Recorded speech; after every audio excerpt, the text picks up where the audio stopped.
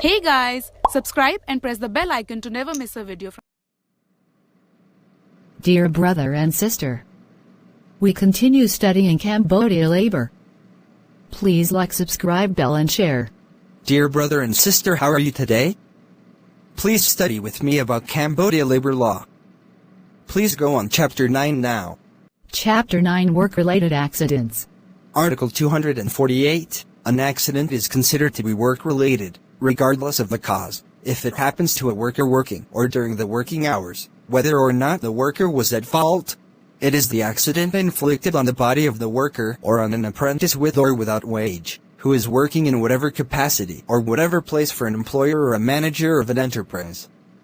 Equally, accidents happening to the worker during the direct commute from his residence to the workplace and home are also considered to be work-related accidents as long as the trip was not interrupted nor a detour made for a personal or non-work-related reason. All occupational illness, as defined by law, shall be considered a work-related accident and shall be remedied in the same manner. Article 249. Managers of enterprises are liable for all work-related accidents stipulated in the article above regardless of the personal status of each worker. The same liability applies to directors of private hospitals, but solely for the personnel they employ; professionals, solely for their employees; craft shops, only for workers other than the wife and the children of the craftsman; property owners, only for their domestic workers; agricultural enterprises, for their workers apart from the categories expressly mentioned in the preceding paragraph. Any person who engages the services of a worker for specific, occasional work is required to make reparation for accidents that victimize the worker during the work. Article 250. Every manager of an enterprise shall manage or have someone take all appropriate measures to prevent work-related accidents. Article 251. Laborers who normally work alone are not subject to the provisions of the present chapter or the applicable regulations if they just take one or more fellow laborers to occasionally work with them. Article 252. The victim or his beneficiaries are entitled to compensation from the manager of the enterprise or the employer in the event of work-related accidents inflicting on him and resulting in temporary incapacitation. However, this compensation can be paid on the condition that the accidents cause incapacitation for longer than 4 days. If the work-related accidents lead to a temporary incapacitation of 4 days or less, the victim is entitled to his regular wage. The victim who intentionally causes an accident shall receive no compensation. The competent tribunal can reduce the compensation if it is proved that the accident was the result of an inexcusable mistake of the victim; increase the compensation if it is proved that the accident was the result of an inexcusable mistake of the employer or persons acting for him in management of work.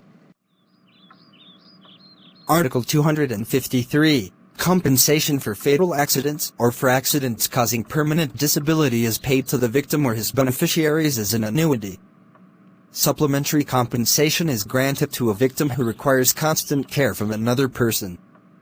In the event of incapacitation, compensation shall be paid no later than the 5th day after the accident. Article 254. Victims of work-related accidents shall be entitled to medical assistance, benefits in kind, medical treatment and medications, as well as hospitalization, and to all surgical assistance and prostheses deemed necessary after the accident.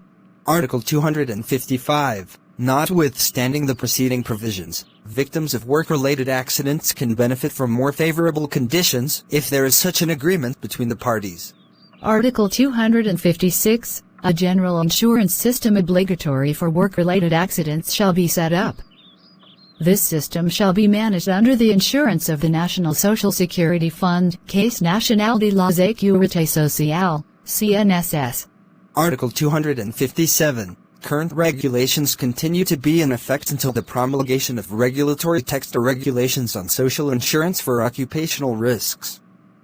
Nevertheless, during the transitional period, the Ministry in charge of Labor can issue a Pka's ministerial order to determine how to enforce the present chapter, notably, 1. The method for declaring and investigating accidents. 2. Guarantees and other necessary provisions. 3. The level of disability and the amount of compensation. Thank you for watching my channel. The chapter 9 was finished. Please wait and continue the chapter 10 later. Goodbye. Thankful for your watching my video. Please continue the chapter 10 below link. Please click subscribe and press bell too. Goodbye, see you soon.